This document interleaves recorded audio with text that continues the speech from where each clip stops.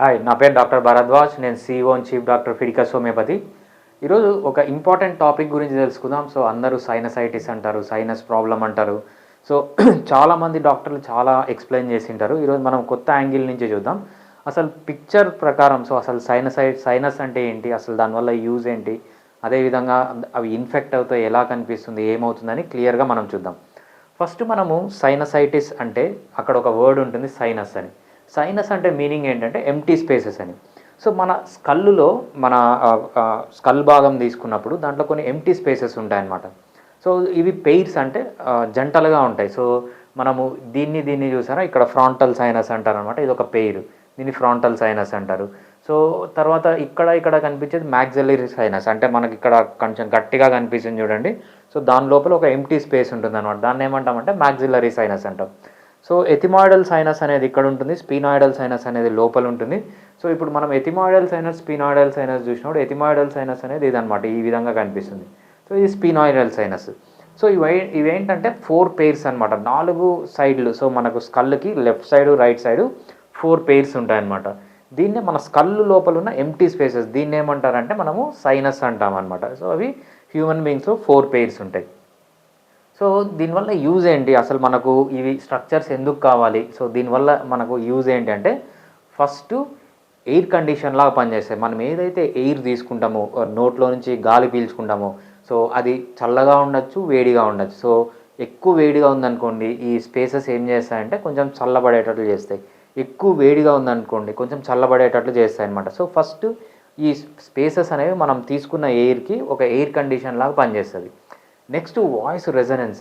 So మనము వాయిస్కి కొంచెము ఏదన్నా ఒక ఎంప్టీ స్పేస్లో ఉన్నప్పుడు కొంచెం రీసౌండ్ వస్తుంది చూసారా, ఆ రీసౌండ్ లాగా వాయిస్ కొంచెం దాని క్వాలిటీ ఇంప్రూవ్ కావాలంటే ఏంటంటే అది రీసౌండ్ లాగా పనిచేస్తుంది. మన ఊఫర్ ఎలా పనిచేస్తుంది, ఊఫర్ అంటే ఎంప్టీ స్పేస్ కదా, ఒక ఊఫర్ లాగా పనిచేసి మన వాయిస్కి ఒక రెజొనెన్స్ని ఇస్తుంది అనమాట. అంతేకాకుండా స్కల్ బోన్ అనేది చాలా వెయిట్ ఉంటుంది. అంత వెయిట్ మన సర్వైకల్ వర్టిబ్రా కానీ మొయ్యలేదనమాట. ఆ వెయిట్ తగ్గించడానికి ఎప్పుడైతే ఎంప్టీ స్పేసెస్ ఉంటాయో స్కల్ లోపల, అది కొంచెం వెయిట్ కూడా తగ్గుతుంది అనమాట.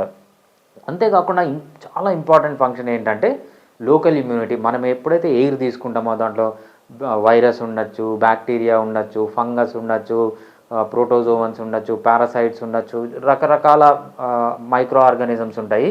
సో ఆ మైక్రో ఆర్గానిజమ్స్ మన ఎయిర్లో నుంచి మనం తీసుకునే గాల్లో నుంచి ఎప్పుడైతే ఎంటర్ అవుతాయో, సో ఎప్పుడైతే అవి ఈ స్పేసెస్లోకి వెళ్తాయో అక్కడ ఏంటంటే ఇక్కడ ఇమ్యూన్గా యాక్టివ్గా ఉంటాయి అనమాట. మంచి ఇమ్యూనిటీ ప్రొడ్యూస్ అయ్యి దానిని లోకల్గా కూడా చంపేస్తాయి అనమాట. అందుకు ఈ సైనస్ అనేవి మనకి ఇంపార్టెంట్. సో బ్రెయిన్ ఇంజురీ ఎట్లా ప్రివెంట్ చేస్తుంది?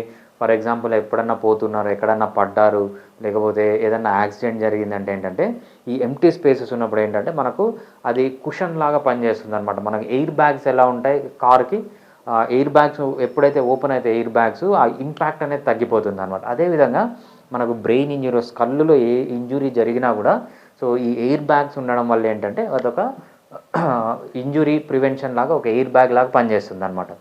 ఎక్స్టెండెడ్ ఆల్ఫాక్షన్ అంటే ఏంటంటే సో మనకు సెన్స్ ఆర్గాన్స్ ఉంటాయి కదా, ఈ హియరింగ్ ఒక సెన్స్ ఆర్గాను, అయితే సీయింగ్ ఒక సెన్స్ ఆర్గాను. ఆల్ఫాక్షన్ అంటే స్మెల్ చూడడం ఒక సెన్స్, అదేవిధంగా టంగ్ నుంచి మనకు టేస్ట్ అనే సెన్స్ ఆర్గాన్. సో మనకు ప్రిమిటివ్ సెన్స్ ఏదన్నా ఉండి మనం బాగా యూజ్ చేసే సెన్స్ ఏంటంటే సో మన పాతకాలంలో మన ఎవల్యూషన్లో కూడా సో ఆల్ఫాక్షన్ అన్నమాట. చాలా ఆల్ఫాక్షన్ పైన మనం డిపెండ్ అయ్యాం. ఆల్ఫాక్షన్ అంటే ఒక మేట్, అంటే ఒక ఫెర్మోన్స్ అంటాము, చాలా సెన్సిటివ్గా పనిచేస్తుంది ఆల్ఫాక్షన్. సో ఈ ముక్కులో ఉన్న మ్యూకస్ మెమ్బ్రేన్ సరిపోదు అనమాట మనకు. సో మన సెన్స్ అనేది ఎక్స్టెండ్ కావాలంటే దాని సర్ఫేస్ ఏరియా కూడా ఎక్స్టెండ్ కావాలి. ఎప్పుడైతే ఈ మ్యూకస్ మెమ్బ్రేన్ దీని చుట్టూ లైనింగ్ అవుతుందో అక్కడ కూడా కొంచెము ఆల్ఫాక్టరీ సెన్సరీ థింగ్స్ ఉంటాయన్నమాట. సో సెన్సరీ రిసెప్టార్స్ ఉంటాయన్నమాట. అందుకేంటంటే ఆల్ఫాక్షన్ కూడా బాగా పనిచేస్తుంది. నెక్స్ట్ ఏంటంటే ఏదన్నా ఇక్కడ ఇన్ఫెక్షన్ ఏదన్నా ఉన్నా కూడా అది మ్యూకస్ అంటే ఒక జిగురు లాంటి పదార్థం సెక్రేట్ చేసి అది నోస్లోకి పంపిస్తున్నాం, నోస్ నుంచి మనము బయటికి పంపించేస్తాం. సో ఈ స్ట్రక్చర్ అనేది చాలా యూస్ఫుల్ స్ట్రక్చర్. సో అందుకు మనము దీని గురించి తెలుసుకోవాలి. నెక్స్ట్ సైనసైటిస్ అప్పుడు ఏమవుతుందంటే, సైనసైటిస్ అప్పుడు లోపల ఏదైతే ఉందో ఇన్ఫెక్ట్ అయిపోతుందంట. ఎందుకు ఇన్ఫెక్ట్ అవుతుందంటే ఏదన్నా వైరస్ కానీ బ్యాక్టీరియా కానీ లోపలికి వెళ్ళినప్పుడు, లేకపోతే ఫంగస్ కూడా మనం రెగ్యులర్గా చూస్తుంటాం అనమాట. క్రానిక్ రైనైటిస్ అంటే కొంతమందికి ఎప్పుడు జలుబు ఉంటుంది, జీవితాంతం జలుబు ఉంటుంది, ఎప్పుడు క్లీన్ చేసుకుంటూనే ఉంటారు. వాళ్ళల్లో కూడా ఈ సైనసైటిస్ వచ్చే ప్రాబ్లం ఎక్కువగా ఉంటుందన్నమాట. కామన్ కోల్డ్ కొంతమందికి తరచూ జలుబు వస్తూ ఉంటుంది. ఈ జలుబు వచ్చిన వాళ్ళకు కూడా ఈ సైనసైటిస్ అనేది బాగా వస్తుందన్నమాట. కొంతమంది ఎప్పుడు తుమ్ముతూ ఉంటారు. తుమ్మడము, ఈ అలర్జిక్ రైనైటిస్, కళ్ళల్లో నీళ్లు గారడము, కళ్ళల్లో రెడ్నెస్ కానీ ఎప్పుడైతే వాళ్ళు ట్రీట్మెంట్ చేసుకోరో అది సైనసైటిస్గా మారుతుందన్నమాట. కొంతమంది దగ్గుతూ ఉంటారు. దగ్గినప్పుడు తుమ్మినప్పుడు ఏమవుతుందంటే ఆ ప్రెషర్కి కొంచెం ఏవైతే మైక్రో ఆర్గానిజమ్స్ ఎయిర్లో ఉంటాయో ఈ ప్రెషర్కి ఏమవుతుందంటే ఈ స్పేసెస్లోకి వెళ్ళిపోతాయి, ముక్కులోంచి స్పేసెస్లోకి వెళ్ళిపోయి ఇన్ఫెక్ట్ అయిపోతాయి అన్నమాట. సో ఇవన్నీ కాజెస్. నోస్ బ్లోయింగ్, కొంతమంది ఎప్పుడు చీదుతూనే ఉంటారు. వాళ్ళల్లో కూడా ఏంటంటే ప్రెషర్ ఎక్కువైపోయి ఆ మైక్రో ఆర్గానిజమ్స్ అనేవి మనకి ఎప్పుడు ఆ సైనస్లోకి వెళ్ళిపోతుంది. ఒక్కసారి సైనస్లోకి వెళ్ళిపోయినాక ఇక్కడ చూడండి ఏం జరుగుతుంది. సో బ్లాకేజ్ జరుగుతుంది. సో మనకి ఇక్కడ చూసారా, ఇక్కడ ఓపెన్ ఉంది, ఇక్కడ క్లియర్గా చూడండి ముక్కు ఇదొక సైనస్ ఇది. ఓకే, ఇది నార్మల్గా ఇక్కడ ఓపెనింగ్ ఉంది. ఒక్కొక్కసారి ఏమవుతుందంటే ఇది క్లోజ్ అయిపోతుంది. ఎప్పుడైతే క్లోజ్ అయిపోతుందో సో ఇక్కడి నుంచి ఫ్లూయిడ్ అనేది నోస్లోకి రాదనమాట. నోస్లోకి రాకపోయేటప్పటికి ఏమవుతుందంటే ఇట్లా అక్యుములేట్ అయిపోతుంది. సో ఇది నార్మల్ సైడ్, ఇది అబ్నార్మల్ సైడ్. సో ఎప్పుడైతే ఇది మూసుకొని పోతుంది సో ఇవన్నీ అక్యుములేట్ అయిపోతాయి అనమాట. అక్యుములేట్ అయిపోయి ఇన్ఫెక్షన్ అయిపోతుంది. దాన్నే మనం సైనసైటిస్ అంటామన్నమాట. సో ఈ సైనసైటిస్కి అలోపతిక్ ట్రీట్మెంట్ ఏముంది? అలోపతిలో ట్రీట్మెంట్ ఏముందంటే యాంటీబయాటిక్స్ ఇస్తారు. సో యాంటీబయాటిక్స్ ఇచ్చిన తర్వాత కూడా వాళ్ళకి రిలీఫ్ రాలేదంటే ఏంటంటే దీనిలంతా కట్ చేసి ఓపెన్ చేసి లోపలంతా లిక్విడ్ వేసి క్లీన్ చేస్తారనమాట. క్లీన్ చేసినప్పుడు ఇది తగ్గుతుంది. సో దీంట్లో ప్రాబ్లం ఏంటి? బేసిక్గా ఇది మూసుకొని పోయింది.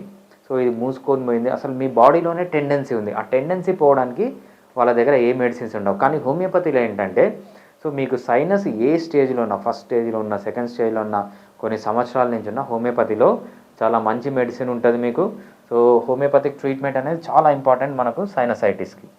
సో సైనసైటిస్ ట్రీట్మెంట్ హోమియోపతిలో ఎలా ఉంటుందంటే ఒక్క సైడ్ ఎఫెక్ట్ కూడా లేకుండా మీకు, సో సింగిల్ సైడ్ ఎఫెక్ట్ కూడా లేకుండా సర్జరీ వరకు పోకుండా కాపాడుతుంది అనమాట. సో చాలామంది సైనసైటిస్ పేషెంట్లు ఏం చేస్తారంటే డాక్టర్ దగ్గరికి వెళ్తారు, వాళ్ళు సర్జరీ చేయించుకోమంటారు. అప్పుడు వీడియోస్ చూసి మా దగ్గరికి వస్తారు. మా దగ్గరికి వచ్చి చూసినప్పుడు వాళ్ళకి 2 టైప్ ఆఫ్ ట్రీట్మెంట్ ఉంటుంది. ఒకటి ఆన్లైన్ ట్రీట్మెంట్, ఒకటి in person treatment. Online treatment అంటే మనకు ఆడియో కాల్ కానీ వీడియో కాల్ కానీ చేసి కేసు అంతా చెప్పి సో మీ దగ్గర ఏదైనా రిపోర్ట్స్ ఉంటే మాకు షేర్ చేయొచ్చు. ఇంకా ఏమైనా రిపోర్ట్స్ అవసరమైతే మేము మీకు చెప్తాము, మీరు చేసి పంపించవచ్చు. లేదంటే డైరెక్ట్గా మా నియరెస్ట్ బ్రాంచ్కి వచ్చి మీరు ట్రీట్మెంట్ అనేది తీసుకోవచ్చు. సో సైనసైటిస్కి ఎటువంటి సర్జరీ లేకుండా హోమియోపతిలో ట్రీట్మెంట్ చేయడానికి చాలా హైయెస్ట్ ఛాన్స్ ఉంది. సో ప్రతి ఒక్కరూ దీన్ని యూజ్ చేసుకోండి.